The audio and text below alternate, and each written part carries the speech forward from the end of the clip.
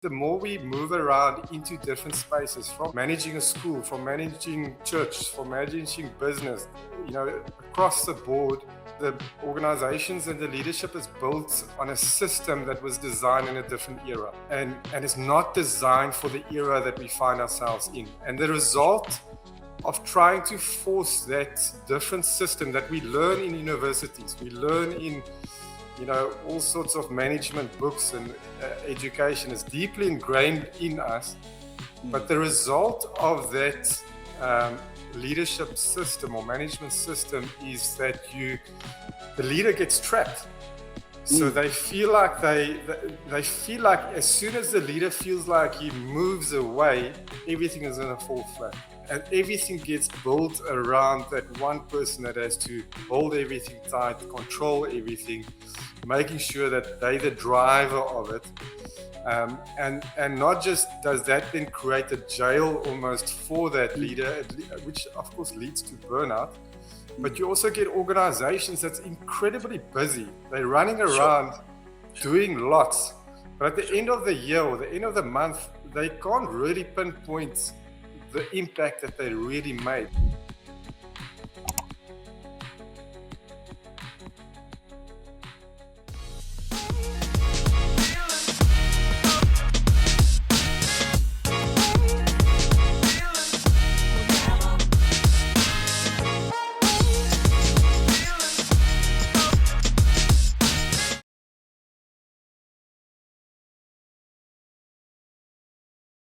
Hello, I am Dr. Mandaj Flaro, and on this week's episode of the SuperLead Podcast series, we are joined by an entrepreneur, an organizational designer, and an author, Martinez van der Westhuizen.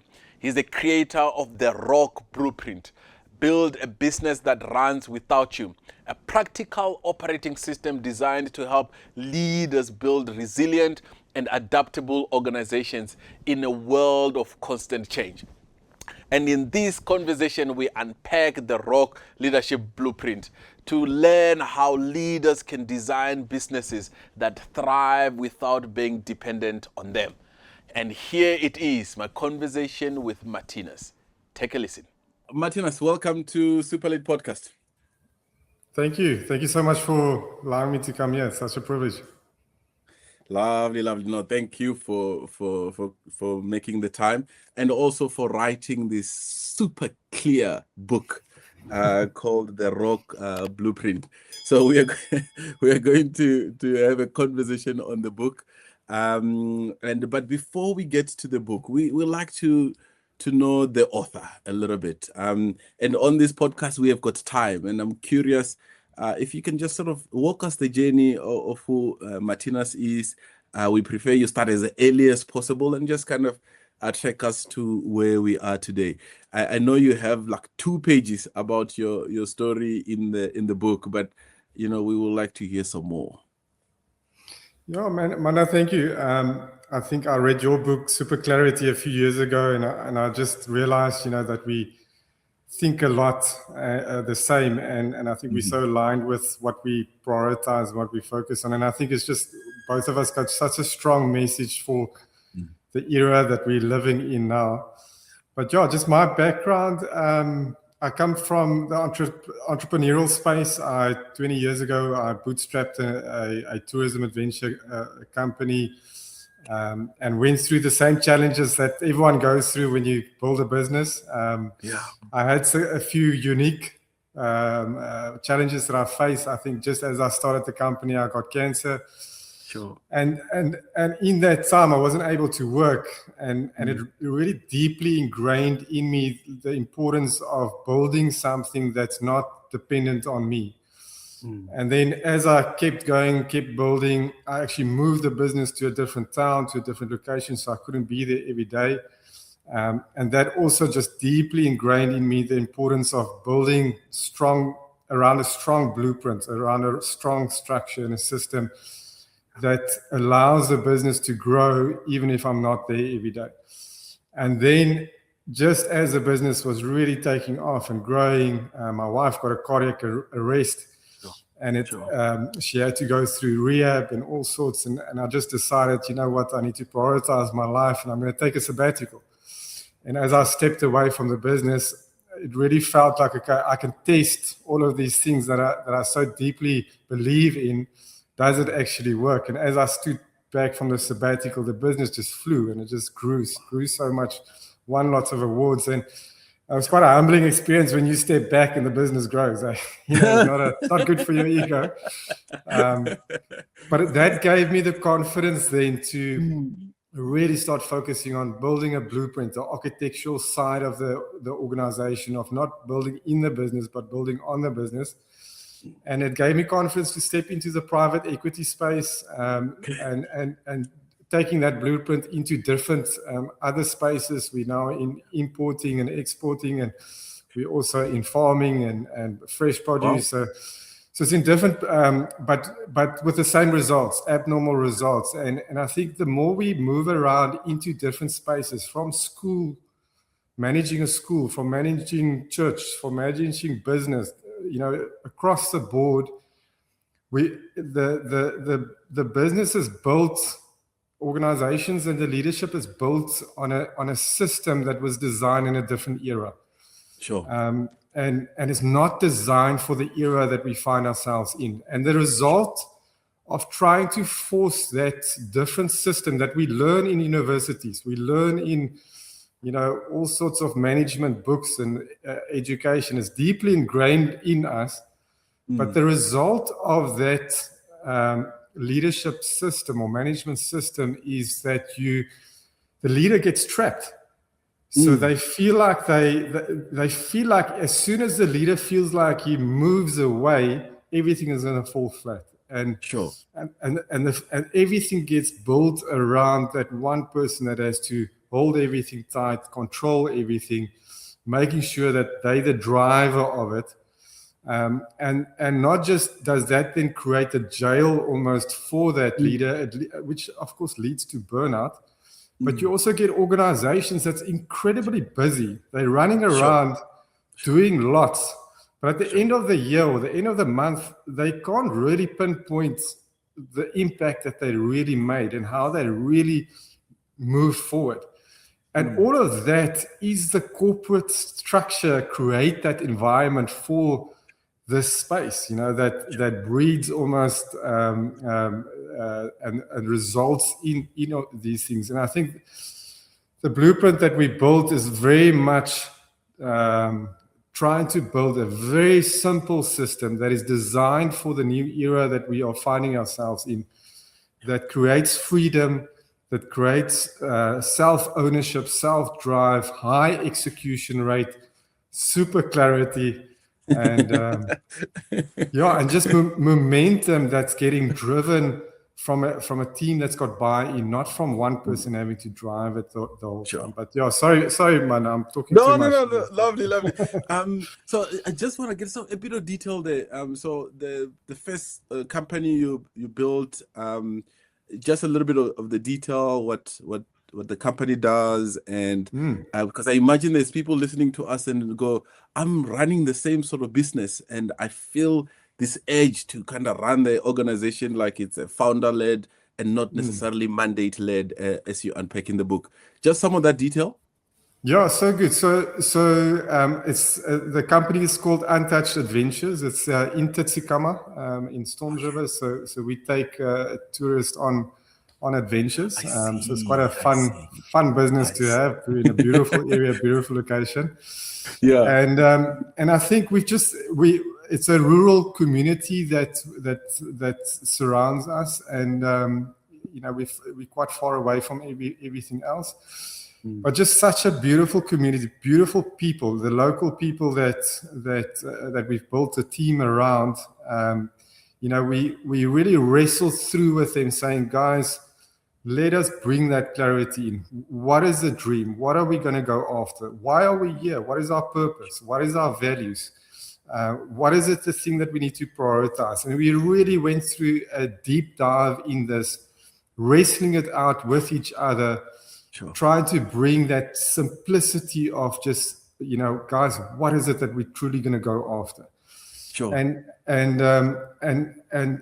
so some of the things that we as a team decided on, just in simple words, is that we're going to try and build an organization, a company that's world class, and then we want to see lives change.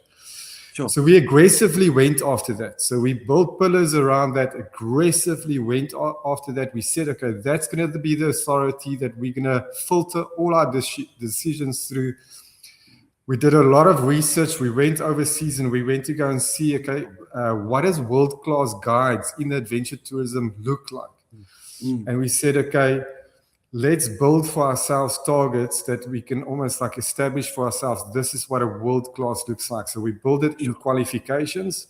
We said, okay, this is what it would look like. We built it in our experience. We actually started logging our hours. We as a team decided that if we reach 10,000 hours per guide, then that would be we would see from an experience point of view, that would be like a world class. So we aggressively just went after these things. We went after changing people's lives. So we said that as a company, we're going to take the responsibility of seeing lives change in our community. So we as a team decided, okay, so we went into the community. We looked at where's guys that's got entrepreneurial ideas. We brought them all together. We just started investing into these guys, pouring into them. And then we started helping these guys start their own businesses. So there's a small restaurant called the Kasi Corner of just entrepreneurs that we like invested in. There's Yolanda that started a car wash that we helped out of that place of us saying, we're going to take it serious. If this is what we're going to go after as a team, we're going to drive it. We're going to focus on it. We're going to go after it. And then we started seeing all of these beautiful things started bursting up. We started seeing an NSRI, National Sea Rescue Station, get birthed in our location. We started seeing these entrepreneurs. Yeah, so different things. So the result of that, Manda, is just a team where we've as a team came together so beautiful with a purpose. You know, we don't not seeing that this is just a job. We're seeing that this is a purpose. We've got a calling on our lives that we need to actually make a difference in our community. We need to build something that's taking the lead and representing of something that inspires other organizations around us as well to take responsibility. And that purpose has given us just an abnormal result in motivation, in drive, in clarity, in focus. And that's a beautiful business that's like a light and a beam in what is possible. Lovely, man. This is music to my ear. I could dance now if Shami and the team could allow me to dance in studio, but they probably won't allow me. So now you built purpose, mandate, there's clarity. What I'm curious about and what I'm asking leaders more and more is, so the business can grow, but then you hit that moment, I think in your case, where you get diagnosed with cancer. I just wonder what was sort of the decision making for you as a leader around that time? You know, you might kind of sort of pull back and you go, no, let me just kind of get a simple life. And it seems in your case, the path was different. Yeah, it's good. I mean, you're asking deep questions, so there's a lot that I can answer around that, of course. But I think maybe let me try and take it from this angle, and I'm not sure if it's going to answer you, so you can just help me if I'm not giving the right answer that what you're looking for. But you know, one of the areas which I realize as an entrepreneur and as a founder of the business, I can't get trapped into managing. You know, that's not the space that gives me life. It's not the space that I'm actually good at. I'm more good at creating the visionary guy, the dreamer, the driver behind the bigger picture. And I realized that if I get trapped in that day-to-day manage, it's going to kill me, you know. And I'm so grateful for, I mean, it's funny to say, but I'm grateful for those obstacles that I faced in cancer, because it forced me out of the day-to-day management. It forced me out of to say because otherwise I automatically would start getting involved in the day-to-day. Then you get involved in micromanaging. You get involved in the day-to-day stuff that keeps me away from what I'm actually good at and what I can bring to the table and what I can add value. And one of the things that one of the most strongest impacts that I've made, Manda, was establishing the mandate as the authority. That's the first thing that took away the pressure off me and gave me freedom. Oh, wow. So to give a good example, so in one of the other companies, we've got very bad parking. Okay. And for us, our value is how can we make it easy for our customers to do business with us? Sure. So we decided that, okay, the front parking that's so easy in front of at the front door, none of the staff is going to park there. In the past, the CEO would park right in the front and he would have his name tag on there saying CEO, nobody's allowed to park there and everything. We said, no, that's not who we are. That's not our value. Let's take that away. Let's move that off. CEO goes parks on the other side and let our customers park in the front. But then the one day, so I arrived and I'm late. Yes. And I thought to myself, I just need 10 minutes. I just need to quickly run in and quickly run out. And I don't want to park right at the end. I'm just going to be quick. I'm just going to be gone. Nobody's going to see me. And I saw it's all empty. There's lots of parking there. So I quickly just go in, quickly park there. And as I open up the door, I see on the side of my eye, I see the security guard comes walking towards me. And Shame, I can see that he's like uncomfortable. He's like, shucks, what is he going to do now? He's going to have to now talk to the shareholder because he knows that he's, nobody's allowed to park here. And he's like, yes. And I talked to the shareholder and said to him, listen, sorry, sir, you can't park here. And he's like shy and he's like, how's he going to handle this? And I'm like, checking, I wonder what's going to happen now. Is he going to do this? What's going to happen? So he comes to me and says, yes, I'm so sorry, sir, but you know what? You can't actually park here. We've decided as a team that. Oh, man. And I said to him, you know what? I am so glad. And I just like celebrated him. And I told him, I went to the leadership team and I said, guys, we got it. That our value, our mandate is a higher authority than me. Oh, beautiful. My opinion doesn't count anymore. So you don't have to come to me to find out what is the direction of where we're going to. You go to the mandate. You don't have to come to me to find out what is right and what is wrong. You go to the mandate to find out what is right and wrong. And integrating that mandate into the organization, into everything that we're doing, filtering all our decisions through that mandate, that has set me free. And that has empowered the team because now everyone has got that super clarity to pick it up and to run with it without me having to constantly say, no, guys, this is where we must go. This is what is right. This is what is wrong. Because my opinion doesn't actually count much anymore because we as a team is the mandate. That's where the authority is. And man, that if you pull that back to corporate environment, it's opposite to that. So in a corporate environment, you've got a title, you've got a position, and that carries authority. Yeah. But the problem is then take that person has got an opinion, and our opinions changes every day. So you put the wrong leader in that's got a different opinion, and he starts diverting the organization away from its original purpose and its original mandate. And that's when the confusion starts happening. That's when the organization starts getting watered down and moving into directions that it's not supposed to go into. And that happens inside the corporate environment. And for you us, go for it. No, and you see it, you've got a CEO come in 4 or 5 years, and then the company goes a certain way, and then you've got another one comes, and then it takes 2-3 years for the organization to recover from that, and then that's the end of his tenure.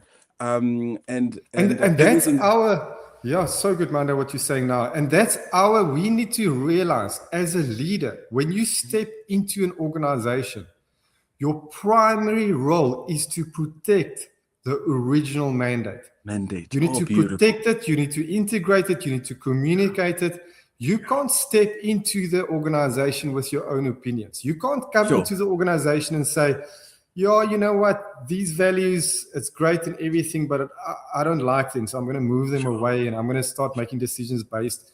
You can't do that, because as an then you hijack it. You hijack the and that you're happens. hijacking the institution essentially. 100%. And you know, one of the symptoms of where either the CEO or the founder is bigger than the mandate. Most of the conversation will be like, yeah, Martinez said so. There's like an MSS kind of thing for almost everything. Yeah. Why are we doing this project? No, Amanda said so. Why are we writing this document? X said so. This one said so. And what you're saying is, it's possible that the CEO, the manager, the exec has hijacked the mandate of the organization. Yeah. That's heavy. Yes, and I know the damage that causes, and I've seen it, I've experienced it, I've been inside of that. Just the damage that causes to the community, the damage that causes to its, it brings division. It brings, and a house that's divided cannot stand. And then you start to have these. You have these fiefdoms inside the company, and those that are with the CEO, those that are leaning towards the CFO, and then 4 or 5 years later, there's a change again, and then rearrangement. And what Martinez is saying in the Rock blueprint is that the mandate must supersede the leader. And I think that's the difference. Is if the other system does work when you have a founder or a leader and he drives it and he carries authority. It's not to say it doesn't work. It still it does work. Your only problem is it's the one generation of building. As soon as that leader transitions away, retires, moves on, everything is at risk. And everything will fall flat. And a multi-generation way of building is the blueprint that we've established. That's very in contradiction to the previous era of how you build. Because in the previous era, you've got one owner, one person that's got clarity, and the rest are just following and doing what he say. But in this, you've got an ownership of a team that owns a mandate, that drives a mandate, that runs. They've picked up the mantle and they're driving, they're running with it. You cannot compete with these two teams. If these two teams compete, it's an unfair race, because here you've got one person that's running, here you've got a team that's owning it and running it and driving it. And the results are just phenomenal difference between the two different organizations. And for me, that's, we pretty... aggressive around Manda. There needs to be a change. The way that corporates, the way that organizations is built, there needs to be a change. And there needs to be a change drastically, urgently, because it's not going to survive in this environment that we find ourselves now.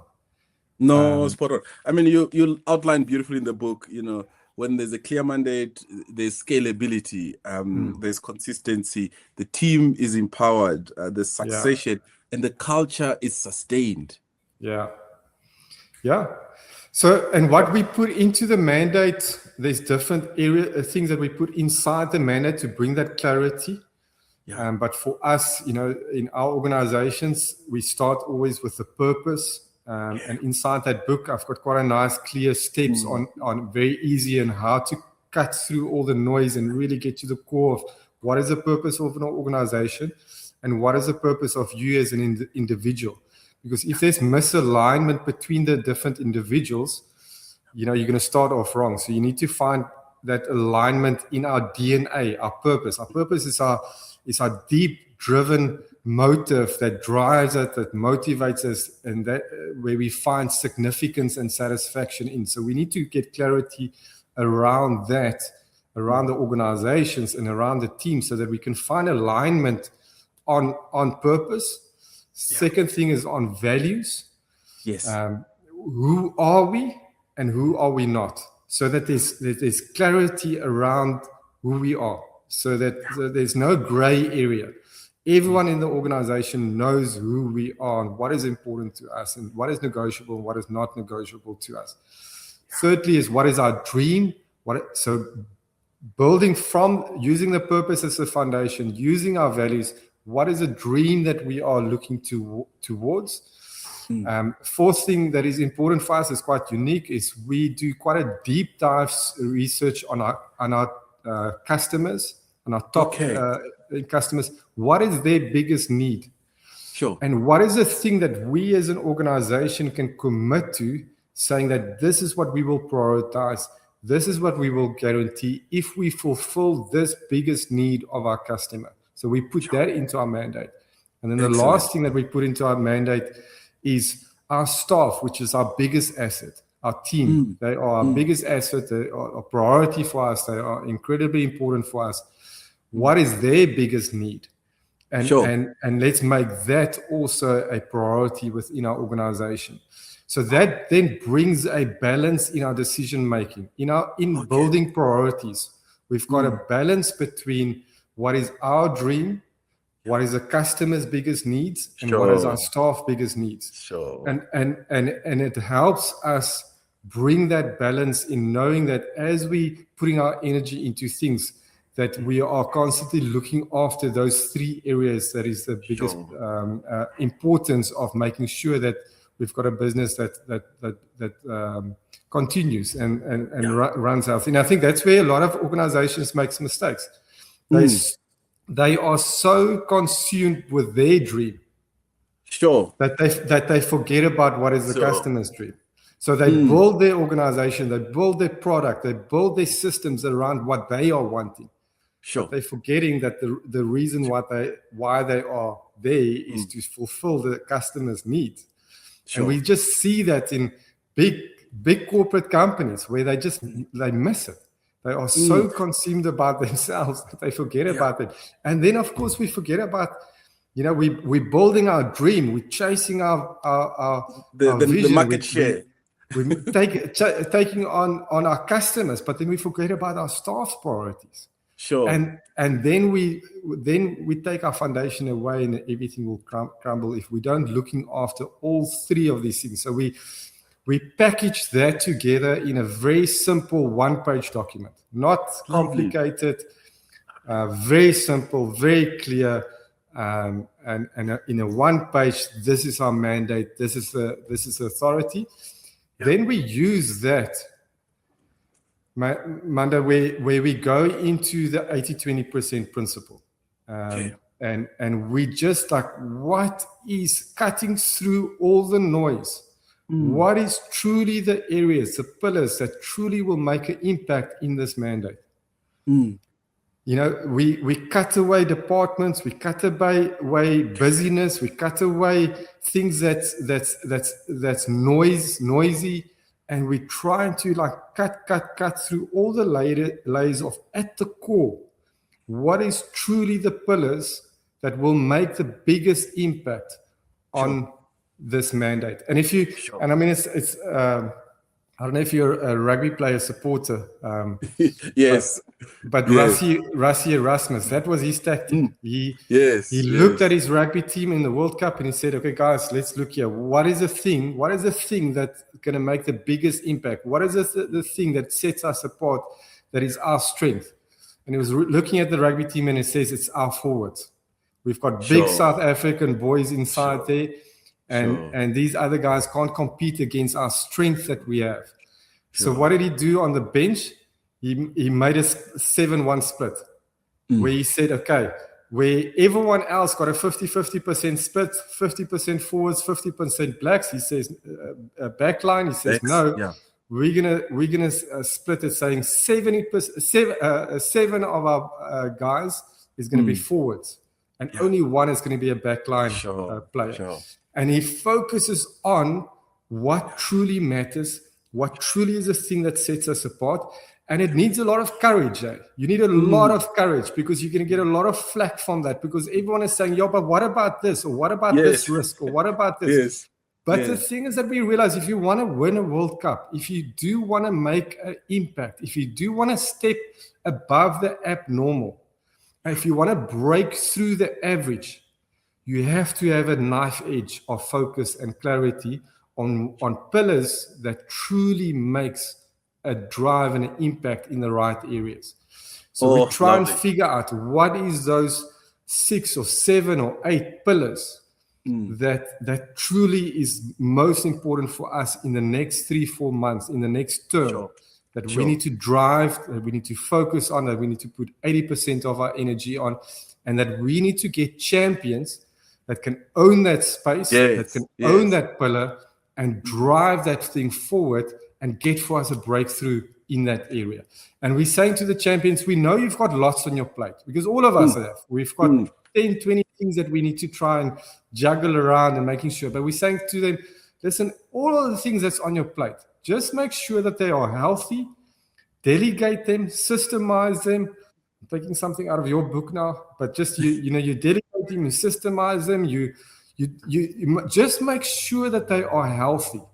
And once they are healthy, then focus on this one thing that we've agreed on, that this is our game changer. If you can get the breakthrough, we're not expecting you to get breakthroughs in everything, but get breakthrough in this one thing.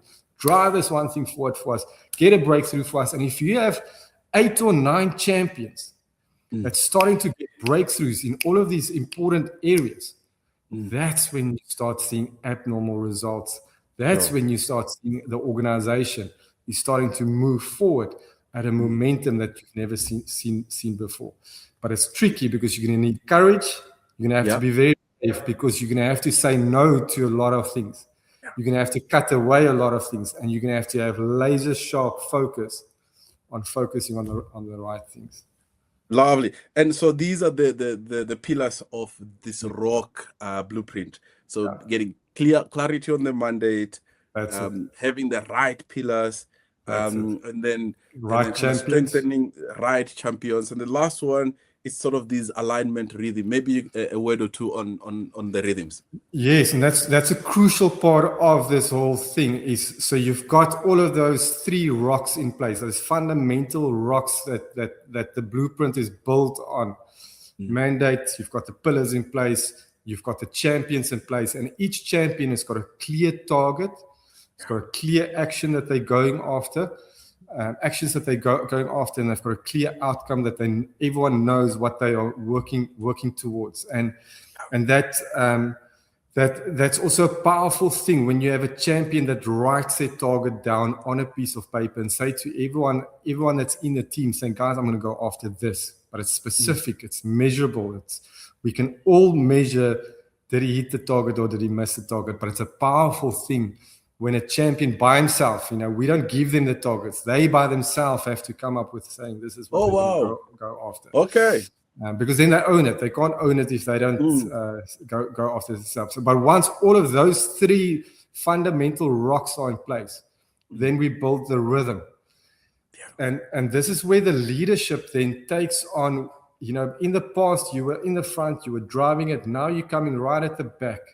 Sure. And as a leader, you taking on the responsibility of building that rhythm where you are consistently celebrating your champions. When the guys are getting these breakthroughs, you're creating a culture where we celebrate them. Not once a year, not once every quarter, once a month. You celebrate them. Every time they're breaking through, you're celebrating this. And there's a culture of sharing these testimonies, sharing these breakthroughs that we are getting. And you're creating a rhythm of celebration. You're creating a rhythm of refocusing the guys, realigning the guys, because everyone drifts. But as they drift, just refocus them so that you can get a depth of understanding of where we're going, what is important to us. And vision leaks, values leaks. So you have to keep on refocusing, so you build that rhythm of doing it not ad hoc, but on a consistent basis throughout each month, building that rhythm of refocusing the guys. Then we build a rhythm of collaboration. Sure. We break silos. All the champions need to collaborate with each other. Even if I'm sitting in the finance department, I need to know what's happening in the marketing department, and I need to collaborate with them because maybe I've got a connection, but with me engaging in that, I get to a place that we build a team. We're not individuals going after things. We're a team going after something. So we collaborate. And then the last rhythm that we establish is we develop the leadership within the guys. So that's that's the rhythm that we create on a monthly basis. We celebrate the guys, we collaborate with the guys, we refocus and realign the guys, and we develop the lovely. So across this, I want to just kind of cycle back to each. So on the mandate piece, we spoke about the vision. So most companies, they might say, hey, we've got a vision statement on the website and on the walls, etc. And you've got a small framework, a simple one actually, that spells rock, how you might actually test out if your vision it's solid enough. Do you want to just unpack that rock framework? Yeah, I think it's such an important topic, Amanda, and I think it's not something that you can quickly. I'm going to try, but I think in the past, vision has been something that what is our 10-year, 20-year vision? But the thing is, we're finding ourselves in an environment that is adjusting and changing so quickly. And that is why we work, even with our pillars, we work on a 3-4 month basis, where our target is only for 3 months. Okay. And every 3 months, we re-pressure test our pillars. And our re-pressure test, what is our priorities within our pillars? What is our targets? Yes, we've reached this. Yes, this has come to maturity. So let's move this one down. Let's move that one up. Because that creates that agile culture where we operating a sailboat and not a barge ship. And in the environment that we're finding ourselves, corporates are operating in a barge ship. They're moving forward. They don't care what the currents are doing. They don't care what the wind is doing. They've got a GPS mark and they're going for it. But we're operating on a sail ship that is adjusting. Constantly we're having to see what is the wind doing. Then we adjust our sails. What is the current doing? We adjust ourselves. Our mandate doesn't adjust. Our direction doesn't adjust. Our purpose doesn't adjust. But our strategy, we are flexible, agile in how we are adjusting the organization with where we're going. And that, of course, in the environment that we're finding ourselves now is very important, because you are constantly finding yourself in an environment that is changing. Sure. And you're finding ourselves, then we've got what's happening in the world, it's chaos at the moment. And if you're thinking that you can operate a barge ship that's just going, you're in the wrong space. You're gonna lose out. You need to have a sail ship. So even with our dream, yes, we've got clear direction, but we hold it lightly and loosely. And we hold it making sure that we are pressure testing it consistently with each other as a team. Saying, guys, because every year it gets clearer. As you pressure test it, it gets sharper, it gets clearer. We simplify it, we simplify the direction. So in the beginning it might be broad, but as the years go on, we want to get clearer and clearer and clearer with where we're going with our dream. So we need to make sure, yes, it needs to be rooted. Rooted, that's the R. Yeah, that it needs to be rooted, and it needs to be strongly rooted inside the team, that it's a team's dream. It's not just myself and my personal one. Manda, you must tell me if I'm talking too much. So there's so much to talk. No, keep going. But I loved that we edit this thing, so it's going to be nice and clean just now. On the vision, there was rooted in authenticity. R, rooted in authenticity. O, owned. The team carries it. C, clear and compelling. And K, keep worthy.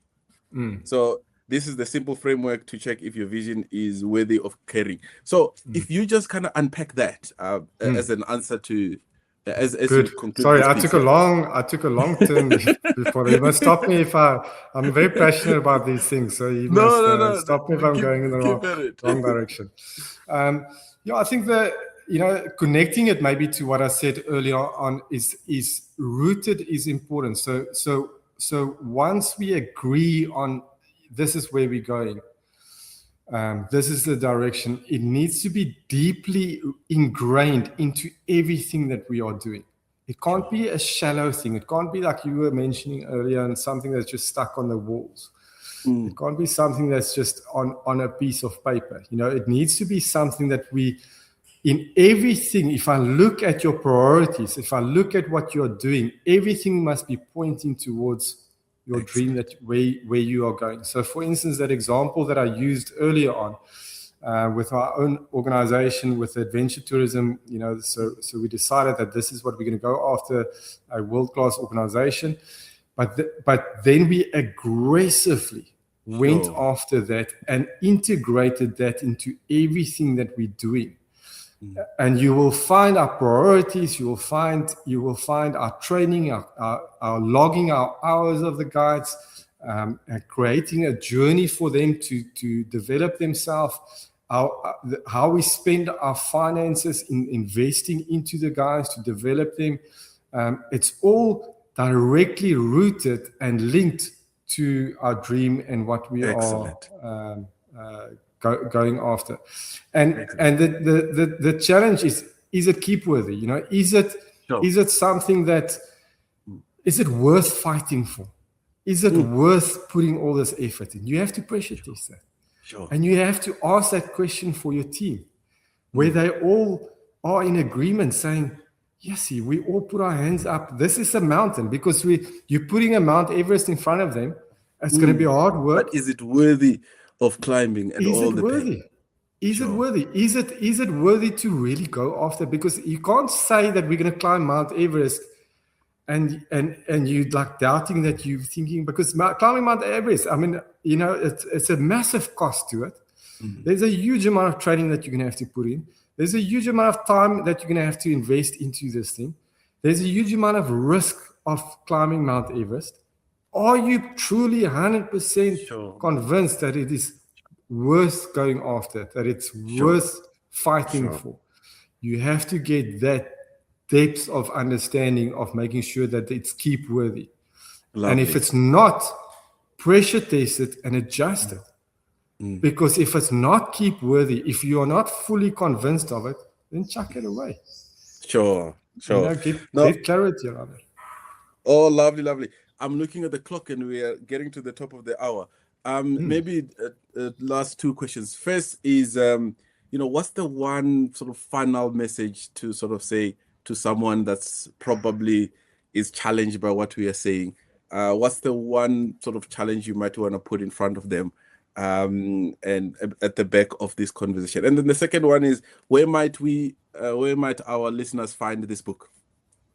Yeah, thank you, Banda. I think the one thing that I would say to listeners would be, put all your effort in getting super clarity. that would be my thing. Take your time to wrestle it out, collaborate, pressure test it. But it is so important to lead. If you want to be a leader, you cannot lead if you don't have clarity. Then I would definitely say that. I mean, thank you for punting the book. I would say it's more a toolkit than it's not going to take you hours and hours to read. It's going to be within an hour you can actually go through it, and you'll grasp the concept of it. And there's a lot of practical tools within that booklet. And what we also do is we've made ourselves available with a program that if you want to make contact, that we actually help you over a 2-day process of how to build your own blueprint within your organization. And we do this across the board with business, churches, schools, NPOs, any organization. The principles fits within all of them. And you're welcome to make contact with us if you would be interested in us helping you with that program. But otherwise, the book is available online. It's all the, if you just Google the Rock Blueprint, and it will come out with where all places that it's available. All the stores will also have it. Lovely. Just say more a little bit about that 2-day program. What happens there, exactly, sort of the information. We'll put some of those notes and the links on the show notes as well. Yes, thank you, man. So I think what we've seen is it's so hard, because the way of running organization is so deeply ingrained in us from the previous era. So it's quite difficult to do that transition. So you need help with that. So what we do is in that 2-day process, we just go in a deep dive and practically sit with the organization and help them build that purpose, help them build the mandate, help them build the pillars, pressure testing the focus, pressure testing the making sure that they truly got things that's going to make that impact in the organization. We help them build the champions. We help them build the clear tasks and actions, and then establish after the 2 days. Over the month, over 4 sessions, then we help them establish the rhythm inside the organization, and that gives them the confidence then to run with the organization by themselves with this new blueprint. Excellent. And how do they access you for this program? I think on our website, therockblueprint.com, there's just a email contact details is on there, and they can just pop us an email, and we'll let them. We run that once a month, that course. Okay. And we can do it either in person or online, and I would highly recommend it. It's a very a powerful tool that you'll see within 3 months, within 1 quarter, you'll see a massive big impact and difference within your organization.